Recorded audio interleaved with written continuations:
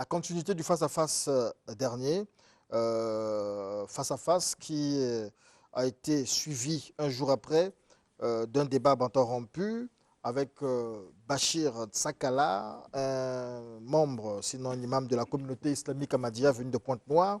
Avec lui, nous parlions de l'islam et des droits de l'homme.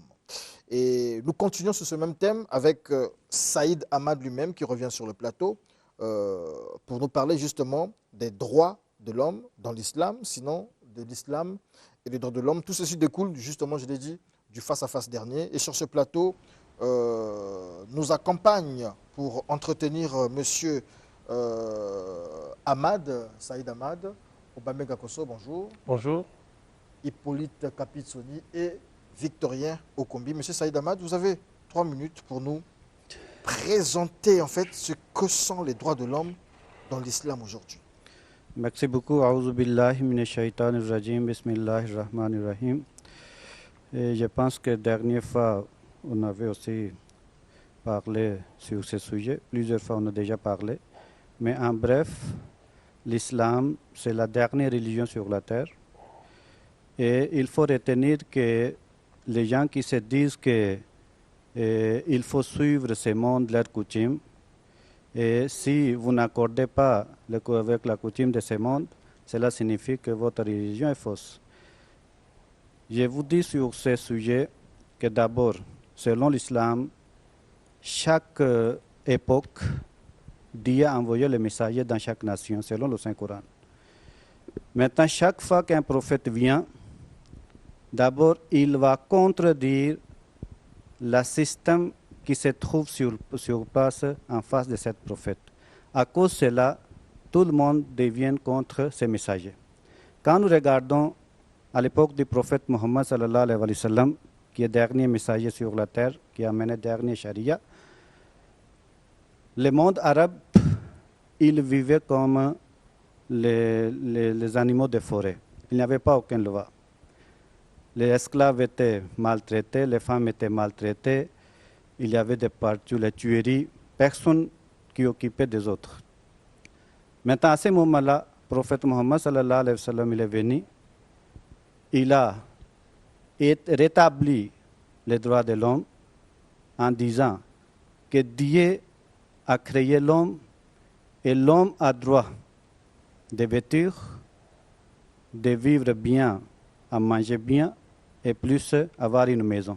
C'est ça le droit fondamental que le Saint-Coran a établi. Maintenant, deuxièmement, selon l'islam, chaque personne, il est libre d'accepter une religion ou refuser. Personne qui a le droit de forcer quelqu'un, c'est ça l'islam, il dit. Troisièmement, l'islam, il a respecté toutes les religieuses, toutes les religions, en disant, en annonçant dans le Saint-Coran, que même si vous êtes des sabbins, même si vous êtes des juifs, même si vous êtes des chrétiens, si vous acceptez un seul Dieu qui est votre créateur, et vous faites les bonnes œuvres, c'est-à-dire vous servez l'humanité, vous aurez la bonne nouvelle du paradis. C'est ça que Dieu donne la bonne nouvelle. Et c'est la même chose, le prophète Mohammed sallallahu alayhi wa sallam, les moments que les chrétiens venaient discuter avec le prophète sallam au sujet de la religion, Dieu a révélé au prophète, dit aux chrétiens, s'ils ne sont pas d'accord que tu deviens leur prophète, il n'y a pas de problème. Il faut leur dire qu'ils reviennent sur la même table autour d'un point qui nous commune. C'est quoi? Il faut accepter un seul Dieu. Vous adorez, nous adorons. Il ne faut pas associer quelqu'un avec lui, nous n'associons pas. Nous sommes ensemble. C'est ça que l'islam, il a établi les droits de l'homme à toute l'humanité, à toutes les religieuses, et personne qui était forcé à l'époque du Saint-Prophète sallallahu alayhi wa sallam pour faire entrer dans l'islam. D'accord, merci beaucoup. Premier missile qui tombe, c'est celui de Mike Maloula. Il dit, je m'inscris en faux quand le musulman dit que l'islam est la dernière religion du monde. Du latin relegare, relier ou unir. Il y a d'autres religions aussi qui continuent à naître et dit, c'était l'entrée de jeu. Mike Maloula, je suis encore là. Voilà. Question de la part de... Oui. Bon, en tout cas, après avoir écouté M. bon, Saïd Ahmad. le réalisateur ne veut pas que je mette le masque. Bon, il s'avère simplement que de ce que M. Saïd Ahmad a dit, pour moi, il n'y a rien de nouveau. J'ai même envie de reprendre une phrase bateau qui se trouve dans la Bible. Il n'y a rien de nouveau sur le soleil. Ce sont des phrases que nous connaissons, qui sont éculées. Il y a à boire et à manger là-dedans. Et vraiment, je regrette qu'on n'ait pas assez de temps. J'ai envie de m'appesantir sur un point. Le premier point, donc, ça concerne les fameux droits de l'homme. Mohamed, pour ceux qui croient en lui, n'est pas venu rétablir les droits de l'homme, mais il est venu établir les droits de l'homme dans le monde arabe. Il faut qu'on soit bien précis. Parce que le monde ne se réduit pas aux musulmans. Le monde ne se réduit pas aux Congolais. Le monde ne se réduit pas aux Noirs que nous sommes. Quand Mohamed arrive, né d'un père et d'une mère, il est dans le monde arabe, dans un contexte bien précis, mais ailleurs, le monde vivait, le monde existait. Les autres peuples avaient des droits. Qu'on aime ces droits, qu'on ne les aime pas, il faut d'abord reconnaître qu'ils avaient des droits. Donc, il est venu établir de nouveaux droits dans le monde arabe. Ça, c'est la première des choses. Deuxièmement, oui, il est écrit dans le Coran. Moi, j'ai eu le bonheur de vivre dans un pays où l'on pratique l'islam. J'ai eu le plaisir de lire le Coran à l'époque plusieurs fois, pas en arabe parce que je ne suis pas arabisant, je l'ai lu en français, donc avec ses imperfections. Oui, dans le Coran, il est écrit que les hommes sont libres de choisir leur religion. Et si les hommes sont libres de choisir leur religion, on n'a pas à imposer quoi que ce soit. On n'a pas à imposer aux gens des razzias. Je ne vais pas vous faire l'histoire ici. Vous savez comment l'islam a été imposé dans le monde, dans beaucoup de parties du monde, avec les razzias, avec l'esclavage, etc., etc. Donc, c'est pour vous dire simplement qu'il y a quelques contradictions. C'est bien de nous sortir des textes que nous connaissons, mais la réalité sur le terrain ne va pas en conformité. Je m'arrête là pour le moment. Oui, merci beaucoup. Tout ce que vous allez dire ou tout ce que vous êtes en train de parler, tout ce que vous êtes en train d'écouter, que ça, c'est, on reconnaît. Mais la religion islam, c'est depuis 14 siècles. On ne peut pas sortir de cette religion de parler de nouvelles choses. On va revenir toujours même chose ce que Dieu a déjà parlé. La première des choses. Deuxième, quand vous dites que l'islam était répandu par l'épée ou par la force, c'est faux. À l'époque du Saint Prophète Sallam, Prophète Mohammed Sallam qui est venu, il a établi l'islam, il a pratiqué l'islam, il a enseigné à ses compagnons. La verset coranique, il dit « La ikraha fid din ». Il n'y a pas contrainte en matière de la religion. Aujourd'hui, nous sommes face aux autres religions, le judaïsme et le christianisme.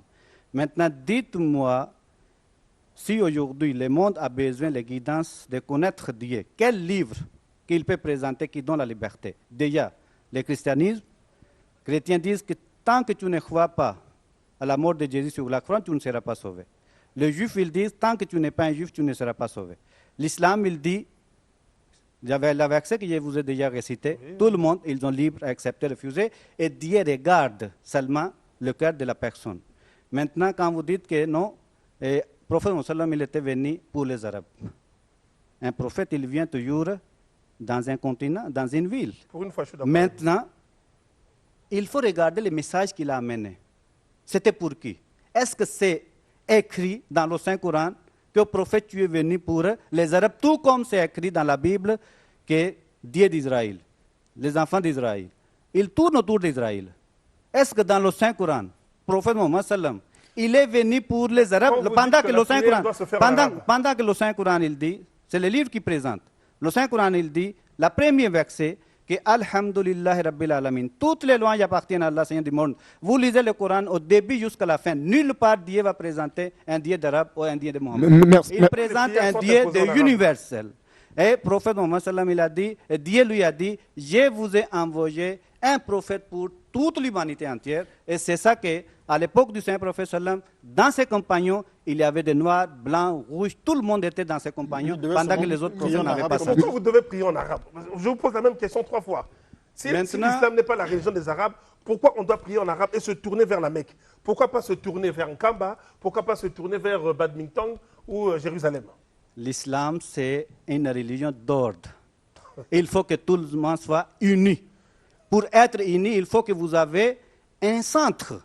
Ah bon? Maintenant, le centre de l'islam, c'est Kaaba qui est la première maison de Dieu sur la terre. Pour qu'on soit unis, à ce moment-là, il faut tourner vers le Kaaba pour que tout le monde, tous les musulmans, va avoir la même direction. Maintenant, deuxièmement, je ne reviens pas là-dessus. Écoutez d'abord. Vous avez parlé de... Rapidement. Ce que je veux simplement vous dire, c'est qu'à partir du moment où vous obligez les gens à apprendre une langue, un Dieu qui vous oblige à le prier dans sa langue, ce n'est pas votre Dieu. Je m'arrête là. Oui, attendez. Quand un prophète vient, il recevra une révélation. Certainement, il a une langue. Maintenant, quand Dieu révèle, Dieu a dit il faut utiliser cette langue. Parce que cette langue, c'est Dieu qui a utilisé.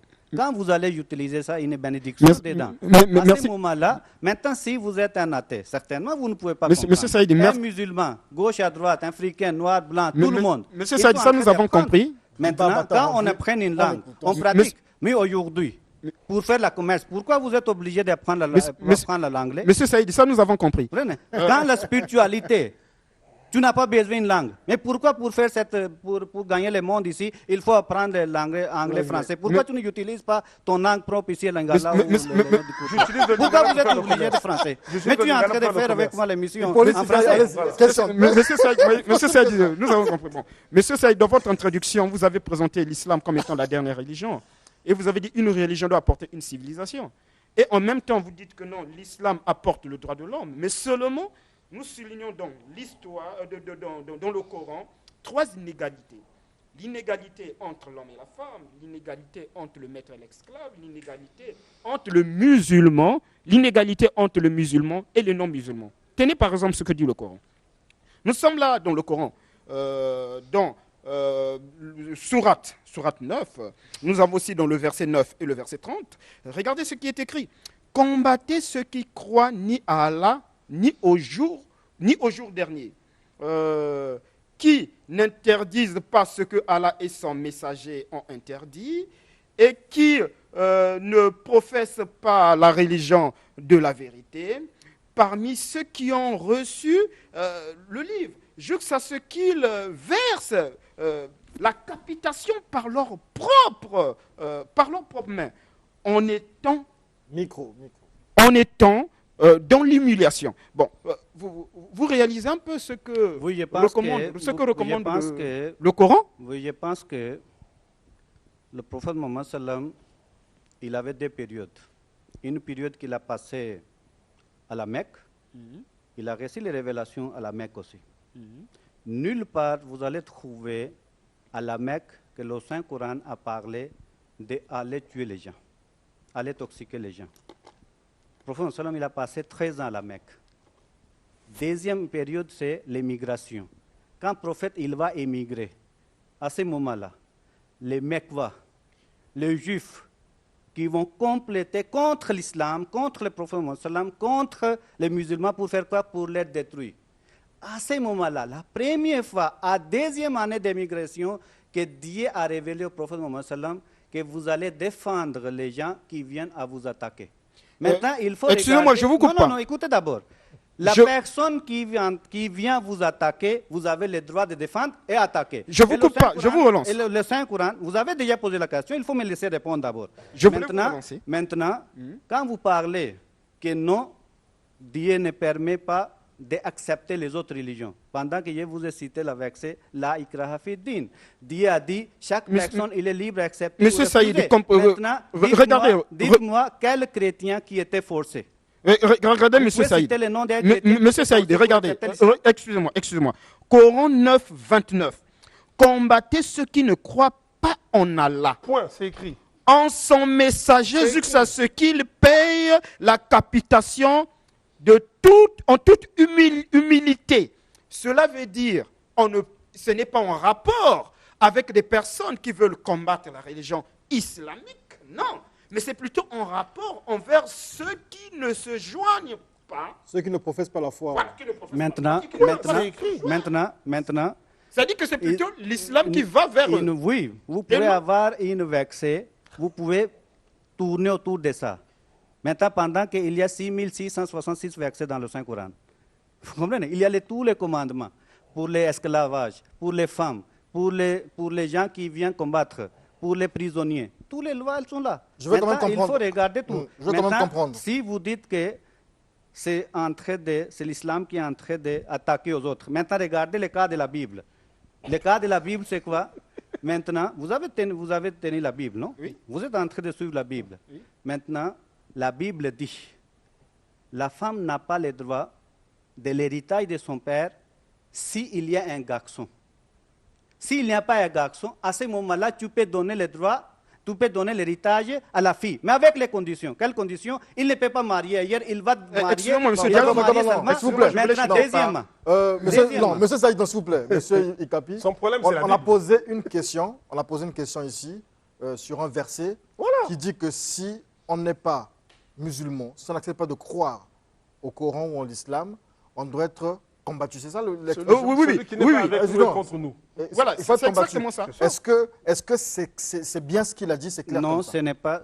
Essayez de nous expliquer ce. C'est hors sujet Comment ça? parce que actuellement, et depuis 14 siècles, dites-moi que combien de chrétiens qui sont combattus parce qu'ils n'ont pas accepté l'islam. Allez au Pakistan. En Afghanistan. Maintenant, Afghanistan, là où il y a la base des terroristes, non? Islamistes. Il n'y a pas de chrétiens là-bas. Dernier juif, vous avez suivi le dernier, une vieille femme qui a quitté Afghanistan. Maintenant, je ne sais pas, 90 ans, l'âge de 90 ans. Pourquoi il n'était pas converti par force en islam? Maintenant, regardez au Pakistan. Oui, je suis un Pakistanais. Maintenant, il y a milliers d'églises au Pakistan. Les catholiques, protestants, tout le monde sont là. Oui. Maintenant, est-ce que les musulmans partent, les Pakistanais partent pour les forcer? Maintenant, si aujourd'hui vous regardez le comportement des musulmans, le prophète Mohammed sallam avait déjà dit qu'un jour viendra, les musulmans, ils vont faire ça. Mais ce sera hors de l'islam. Ils seront pires que C'est ce verset-là qui nous intéresse. Maintenant, oui, ça peut vous intéresser. Maintenant, je vous dis que la ikraha fi din, je vous présente le verset coranique. Monsieur Saïd, excusez-moi, ce que vous ne reconnaissez pas, le Maroc l'a reconnu. Aujourd'hui, le Maroc est dans une production du Coran, version à permettre que les musulmans ne soient pas du tout de façon brutale envers les autres. Oui, c'est ça la communauté Ahmadiyya aussi, il dit. Est-ce que vous avez donc lu? vous rejetez ça? Non, nous ne les rejetons pas. Nous ne les rejetons pas. Le Saint-Coran produit le Saint-Coran. vous embrouille. Le Maroc il produit des Bibles actuellement. Le Saint-Coran nous permet de défendre. Le Saint-Coran nous permet de défendre. Si tu viens m'attaquer, j'ai le droit de défendre. Si tu gifles, je vais gifler. Non, nous ne sommes pas dans ce cas. À ce moment-là, le Saint-Coran il dit, si vous avez la tolérance. Si vous avez la victoire, à ce moment-là, les gens qui ne sont pas dans votre religion, vous comprenez? Ils vont payer quoi? La jizya, la taxe. Pourquoi ils payent la taxe? Parce que vous allez protéger ce peuple. À ce moment-là, ils sont obligés de payer la taxe. Dernière question. Tout comme aujourd'hui, vous payez la taxe. Monsieur Saïd, j'ai une question. Tout à l'heure, vous venez de dire que l'islam interdit de tuer, d'égorger. Mais aujourd'hui, le terrorisme, par exemple, est beaucoup plus pratiqué dans plusieurs pays. Et les meneurs font partie souvent de l'islam. Que dites-vous? Oui, je pense que j'ai déjà répondu sur ce sujet. Que le prophète Mohammed sallam, il avait dit, un jour viendra, les musulmans seront plus pires que les juifs et les chrétiens. C'est que les chrétiens, ils ont fait la barbarie. Vous comprenez? Entre les catholiques et catholiques, entre les protestants et catholiques. Vous comprenez? Vous avez oublié. Maintenant, deuxièmement, ce qu'ils ont fait avec Jésus, les juifs, ils ont fait avec Jésus. Ce que les juifs, ils ont fait entre eux. Vous comprenez? Le prophète Mohammed sallam, il a dit, un jour viendra, les musulmans seront plus pires encore à eux. C'est ça qu'aujourd'hui nous voyons. Mais ce n'est pas l'islam. L'islam, il est interdit. L'islam, le prophète Mohammed sallam, il a dit que dans son discours de dernier pèlerinage, il a dit quoi? Il y avait 100 000 personnes devant lui. Il a dit, je vous annonce que l'honneur d'une personne, le bien d'une personne et la vie d'une personne, c'est plus sacré que le Kaaba et le mois de pèlerinage. Il ne fallait pas que la touche. C'est ça le droit de l'homme profond, il a établi. Maintenant, aujourd'hui, quand vous regardez le christianisme et le judaïsme, maintenant, quand vous parlez, que vous revenez sur le judaïsme et le christianisme, parce que je suis un homme spirituel, je dois comparer ma religion avec les autres pour que les gens sachent quelle religion qu'on doit suivre. Vous comprenez? C'est ça qu'aujourd'hui, si vous dites qu'on abandonne la religion, mais vous allez trouver où la paix? Avec les droits de l'homme, ce qui est établi par l'ONU, avec l'injustice. Maintenant, aujourd'hui, s'il y a un petit pays qui commet les erreurs, vous appliquez toutes les lois contre lui. Nous pensons que l'islam est loin de nous ramener pendant que le prophète Mohammed sallam, qui était fondateur de l'islam, le moment qu'il y avait une femme qui avait volé, mais une femme qui était parmi un tribu riche. Maintenant, la famille est venue pour demander pardon pour qu'on lui laisse, parce qu'il est une famille riche, honorable. Merci prophète beaucoup. Mohammed sallam, il a dit que non, la loi sera Monsieur appliquée. Si sa fille, Saïd il Ahmad, volait aussi, on devait appliquer la loi. on C'est ça la rappelle que justice vous que êtes le prophète sallam, il a établie. responsable, président de la communauté islamique Ahmadiyya, avec Victorien Okombi, Obamenga Kosso, Hippolyte Soni Kapi. Nous avons parlé des droits de l'homme dans l'islam. Bon, on n'a pas parlé des droits de l'homme islam, ils nous ont embrouillés. Bon. Alors, Quelqu'un vous qui allez, reconnaît vous allez pas nous qu'il y a eu des rappeler razzias et le tout. siège de la communauté islamique Ahmadiyya ici. Oui, nous sommes à Massengo ce projet. Vous pouvez nous appeler au numéro 05 555 42 18. 05 555 42 18. Vous êtes aussi en dehors de Brazzaville. Vous êtes aussi. Oui, nous sommes partout. partout Aujourd'hui, au Congo. on vient d'ouvrir à OSO aussi. Et par grâce d'Allah, plus par les Congolais seront convertis dans l'islam par l'Ahmadiyya. Alors, une petite C'est ça question. notre souhait. Une dernière question. Inch'Allah. Une dernière question avant qu'on coupe là. Oui. Dans l'islam, comment vous appelez ceux qui prêchent? C'est ça, non? C'est ceux qui font la prédication. Comment on les appelle? Les missionnaires, Les missionnaires. Non, en arabe, en arabe. D'accord. Les missionnaires. on Et va lire. Est-ce qu'il y a des missionnaires femmes? Dans l'islam, chaque personne, l'homme, femme, fille, garçon, il doit prêcher. Et nous prêchons tout le monde. Les imams femmes. Les imams femmes aussi peuvent. Il y a les femmes qui peuvent prier. Imam, prier imam. On n'a Diriger jamais, la prière vu. devant les hommes. On n'a jamais vu Diriger la prière Quelle devant chose? les hommes. les femmes diriger la prière Prière devant devant les les hommes. hommes, dans une mosquée devant C'est les hommes. interdit. Ah, Pourquoi? bon, point final. Hein? La femme final. n'est pas égale à l'homme. La femme n'est pas égale à l'homme. Oui, c'est par rapport à son statut. D'accord, merci. Pourquoi? On applaudit. Voilà, tout. Pourquoi? Fallait commencer Il par faut. ça. C'est la fin de Mais l'émission. pourquoi? C'est la fin de l'émission. Pourquoi?